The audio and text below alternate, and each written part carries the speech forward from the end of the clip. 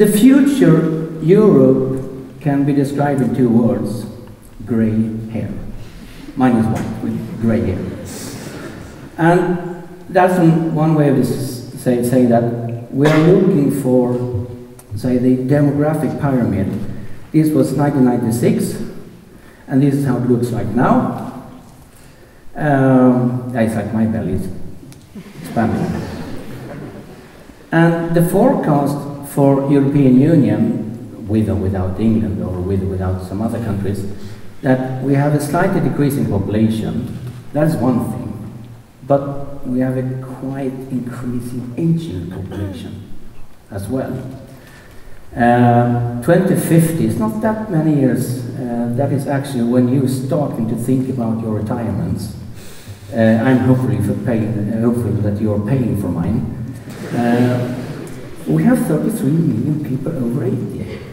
Over 80, 50 years back was rather few people.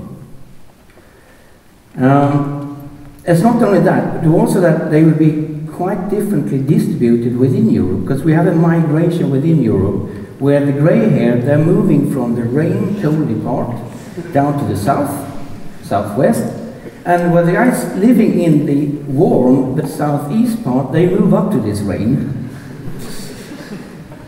for some reason. Believe me, I'm Swedish, so I moved out from there 20 years ago almost. And just checking on Romania as a country, this is actually quite a thing to think about, because Romania peaked 1990 as a population, and in about 30 years, we actually be only 16.4. And bear in mind who those 16.4 are. Quite old. Someone going to pay for them.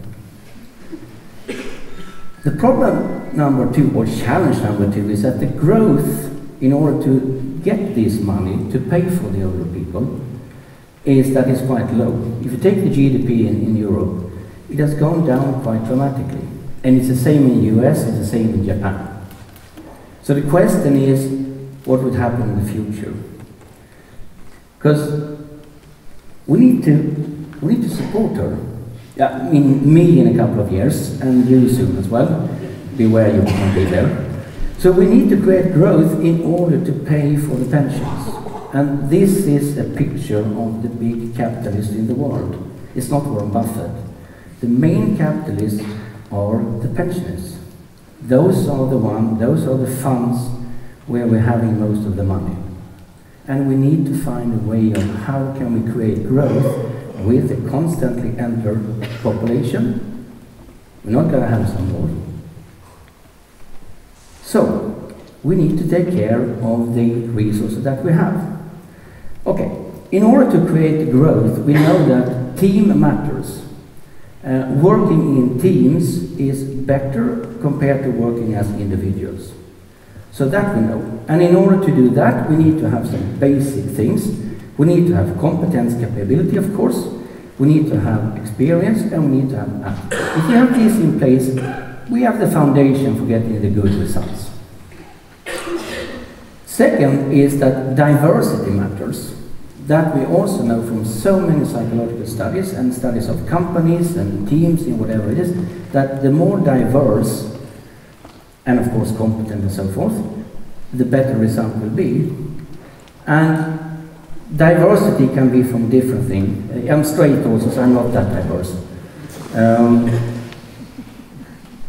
And one thing that we're not talking about so much, but you can see it more and more, is actually diversity in terms of age. And that is what I'm going to talk about, because I want you to pay for my pension. Age. Okay, we go to Wikipedia, the source of all knowledge. Age is apparently a German airport in one of the islands up in the northwest. That is the airport code, AGE. So no, it's not the right one. Age, we're talking about who is young, who is old, and that is a perception. It's quite interesting to see if you consider yourself as old or young. And this is, say, a study done by American Trust Fund.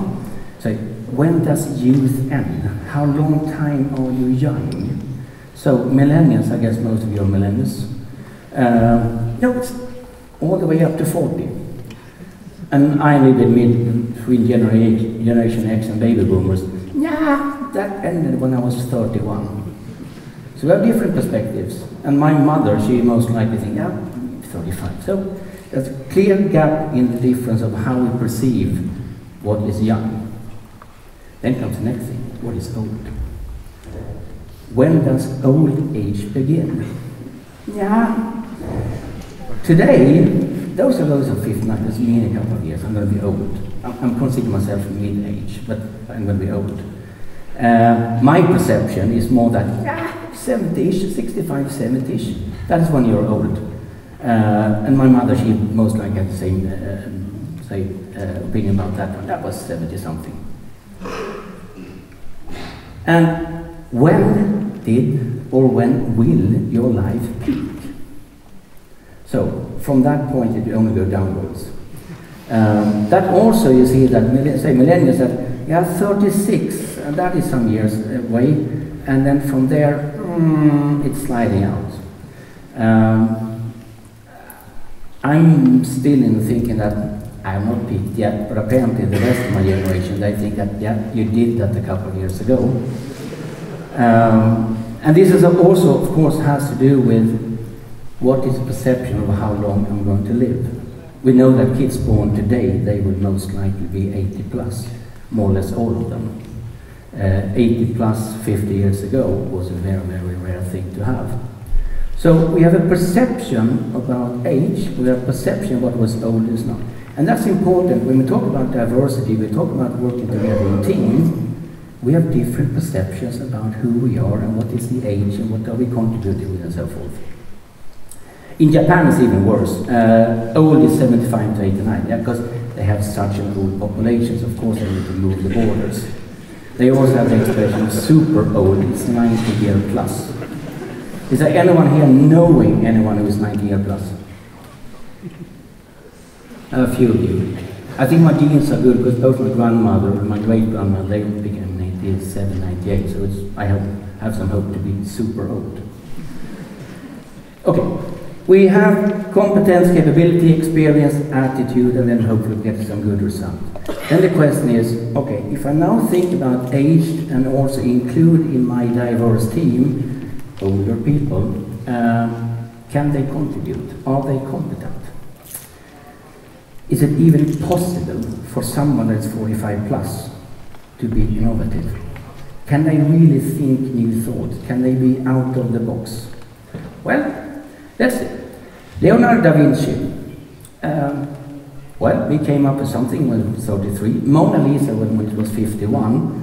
And this diving apparatus was when he was 48. And at that point in time, it was very, very old. So apparently, some thinking kept ongoing there. Who painted this one? Anyone knowing it? Okay. Who did this one? Picasso. Yeah, that's good. He did the first one as well. But he was 14 years old. And he's a masterpiece. Quite good, I would say. He could have continued doing these kind of things. But that one he did, the other one, The Weeping Woman, was when he was 56. Guernica was at the same time. You remember that painting? So, apparently, there are some that can think a little bit more out of the box, even though they have passed their peak period. Let's check the Nobel Prize winners, because they are quite smart. Okay, Malala last year, she was 17 years old. But otherwise, the youngest one in physics, it was 25, that was 1915. If you take it now and see, okay, all the physics ones, because I think that is quite cool and that you need to be a little bit out of the box. Not saying that writing and so forth is not good, but this is a little bit sharper. Apparently it seems that they are peaking. Okay, now it's when they got the prize. So we can assume that they were like 3 to 5 years younger when they made their inventions. But it seems that there is still hope for those guys over 40. And there's quite a bunch of them that are quite old as well. I'm just hoping that someone will take care of me. Okay, next thing is experience. It's an extremely boring picture, but this is one of the buzzwords I got by a number of years ago: customer relationship management. Oh, think about this: interaction with current and potential customers, data analysis about the customer's history, focusing on customer retention. So businesses learn more about their target audience and how to best cater their needs. We can do this with big data. Perfect. Okay, this is my grandparents' old grocery store out on the countryside in Sweden. Yeah, that's a car in front of it, but the store is the one behind. And it's unfortunately not the picture of my grandmother, but this was the interior of how it looked like. They had CRM. She knew all the customers. She could stand and be there when someone entered into the store. She already started to pick up the goods because she knew. She had the contact. She had the experience. And just think about bringing that know-how about what is actually are the customer's preferences, and then combine that with big data. Most of you today, you have cookies on your computers, so you know what the problem is. That you get a lot of unnecessary things, because they think that they have everything in place. They think that they know you, but they don't. Of course, when we're doing development, we need to think about PPT, not PowerPoint. People, process, technology. Bringing in experience help us to understand the people behavior. Combine that with the younger thinking, the new ideas, that makes a difference there. So if we can combine this perspective, it would be great. Okay, attitude. Young people are just smart and so forth. Mark Zuckerberg, when he was 23. That fell away. So this was a statement from him when he was 23 years old, that we are so much smarter. And that was an article from New York Times this week. They are in, frankly speaking, deep shit. Just imagine that there will be someone helping them out, trying to understand that, yes, we have this system in place. What can it be used for that we maybe not intended for use it for? When we only have the technical perspective and how cool it is, it could be something different. Then on the other hand, we have me and your parents and your grandparents. We cannot keep up the attitude of whatever news is coming, whatever the young ones are coming with, it's crap. We've seen it before. So we need to be open from both ends, how to say the change. Especially when we're hiring young people, to bring in smart young people, then we micromanage them, is complete stupidity. Okay, do we then get this? No, of course, not only by doing this. We need also to, of course, to have shared purpose and goals and have trust. And trust is the most important thing. So the key question is, how do we build trust? By dealing with respectful talking, working together. How do we have the shared purpose and goal? Meaning that we actually have the same attitude towards work and towards what we are going. Then we have communication, collaboration, creativity, and good thinking. We need to understand that we come from different perspectives. We have different experiences, and we need to encourage this, because diverse team deliver better, and that is the important thing. Okay, why are no one, or rather few, doing this when you think about how teams are built up? Yes, because everyone is talking about it, that yes, perfect, we're going to have change. We should have that, but not me. And that is by far the biggest hurdle, to start to realize that all changes, it starts with me.